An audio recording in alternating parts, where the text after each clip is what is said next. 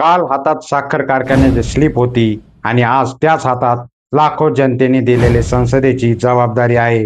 मित्रांनो, काही माणसं जन्माला येताना मोठं आडनाव घेऊन येतात. काही माणसाच्या वाट्याला तर राजकीय वारसा येतो, तर काही माणसाच्या आयुष्यात संघर्षच त्यांचा पहिला गुरु असतो. आणि आज मी अशाच एका संघर्षातून उभ्या राहिलेल्या माणसाची गोष्ट सांगणार आहे. एका सामान्य माणसाची, एका कष्टकऱ्याची, सामान्य जनतेशी नाळ जोडलेल्या लोकनेत्याची. मी बोलतोय छत्रपती संभाजीनगरचे खासदार माननीय संदीपान भुमरे साहेब यांच्याबद्दल. आज साहेबांचा वाढदिवस आहे. वाढदिवसाला एखाद्या माणसाला वाढदिवसाच्या शुभेच्छा देताना त्याने आयुष्यात केलेला संघर्ष आठवणं, म्हणून आज मी भुमरे साहेबांच्या पदाबद्दल नाही, त्यांच्या खुर्चीबद्दल नाही, तर त्यांच्या खुर्चीपर्यंत पोहोचण्यासाठी त्यांनी चाललेल्या प्रवासाबद्दल बोलणार आहे. मित्रांनो, एक काळ होता. पैठणच्या संत एकनाथ सहकारी साखर कारखान्यात एक सामान्य तरुण स्लिप बॉय म्हणून काम करत होता. हातात मोठ्या पदाची फाईल नव्हती, सत्तेत ताकद नव्हती, मागे मोठी राजकीय व्यवस्था नव्हती. हातात होती कारखान्याची स्लिप आणि मनात होती काहीतरी करून दाखवण्याची जिद्द. विचार करा, रोज कारखान्यात काम करणाऱ्या त्या तरुणाला त्या काळात कोणी सांगितलं असतं, एक दिवस तू याच कारखान्याच्या चेअरमन पदाच्या खुर्चीवर बसशील. कदाचित अनेकांनी हसू दाखवलं असतं आणि जर कोणी म्हटलं असतं, एक दिवस तू महाराष्ट्राचा मंत्री होशील, 5 वेळा विधानसभेत जाशील आणि एक दिवस देशाच्या संसदेत खासदार म्हणून बसशील, तर कदाचित लोक म्हणाले असते, अरे बाबा, स्वप्न बघायलाही काही मर्यादा असते. पण जिद्दी माणसाच्या स्वप्नांना मर्यादा नसतात, कारण इतिहास नेहमी मोठ्या घरात जन्माला आलेली माणसंच घडवत नाही. कधी कधी कारखाना सामान्य माणसालाही इतिहास स्वतःच्या पानावर जागा देतो. ज्या कारखान्यात स्लिप बॉय म्हणून काम केलं, त्याच कारखान्याच्या चेअरमन पदापर्यंत पोहोचणं ही साधी गोष्ट नाही.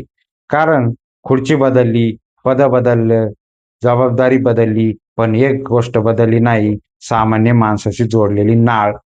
राजकारणात नेता होणं सोपं असेल, पद मिळवणंही कदाचित शक्य असेल, पण लोकांच्या मनात जागा निर्माण करणं खूप कठीण आहे. कारण जनता भाषण ऐकते, पण माणूसही ओळखते. जनता घोषणा ऐकते, पण संकटाच्या वेळी आपल्याला पाठीशी कोण उभं राहतं हे विसरत नाही. आणि म्हणूनच पैठणच्या जनतेने संदीपान भुमरे नावाच्या माणसावर एकदा नाही, दोनदा नाही, तर पुन्हा पुन्हा विश्वास दाखवला.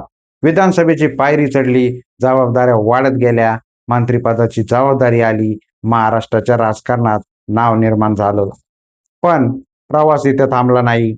एकेकाळी साखर कारखान्यात स्लिप देणारा माणूस आज दिल्लीच्या संसदेत छत्रपती संभाजीनगरच्या लाखो जनतेचं प्रतिनिधित्व करतोय. हे वाक्य बोलायला सोपं आहे, पण त्या दोन टोकामधलं अंतर बघा. एका बाजूला स्लिप बॉय, दुसऱ्या बाजूला खासदार. एका बाजूला कारखान्याची नोकरी, दुसऱ्या बाजूला देशाची संसद. एका बाजूला सामान्य कर्मचारी आणि दुसऱ्या बाजूला लाखो लोकांचे प्रतिनिधी. या दोन टोकामध्ये किती संघर्ष असेल, किती अपमान सहन केले असतील, किती अडचणी आल्या असतील, किती वेळा लोकांनी म्हटलं असेल, तुझ्याकडून होणार नाही. पण काही माणसं उत्तर तोंडाने देत नाही, ती आपल्या यशाने उत्तर देतात. आणि मला वाटतं संदीपान भुमरे साहेबांचा प्रवास हे त्यांचं जिवंत उदाहरण आहे. सामान्य माणसातून पुढे आलेल्या नेत्यामध्ये आणि तयार राजकीय वातावरणात वाढलेल्या नेत्यामध्ये एक फरक असतो. सामान्य माणसाला चुलीसमोर बसलेल्या आईची चिंता माहिती असते, त्याला शेतकऱ्याच्या कपाळावरची आठी दिसते, त्याला मजुराच्या हातावरची घट्टे माहीत असतात. महिन्याचा पगार संपल्यानंतर घर कसं चालवायचं ही चिंता त्याने जवळून पाहिलेली असते, कारण तो त्या मातीतून आलेला असतो.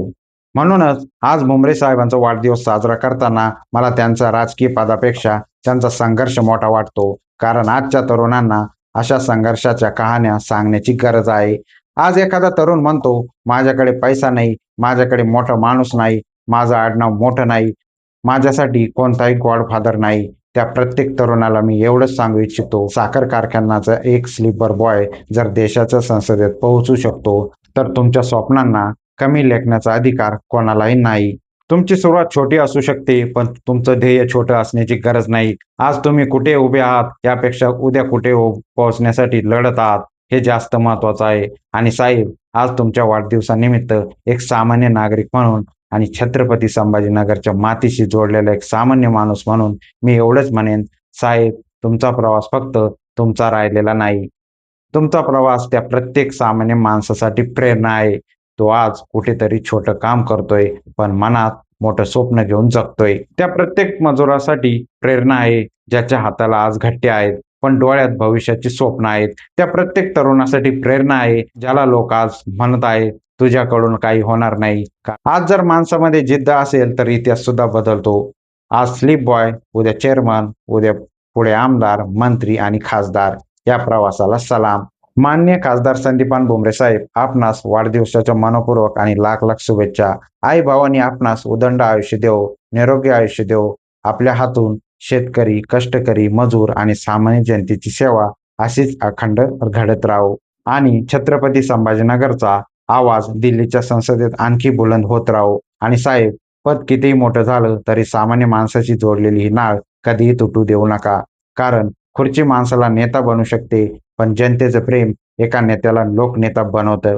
पुन्हा एकदा लोकनेते छत्रपती संभाजीनगरचे खासदार माननीय संदीपान भुमरे साहेबांना वाढदिवसाच्या मनपूर्वक हार्दिक शुभेच्छा.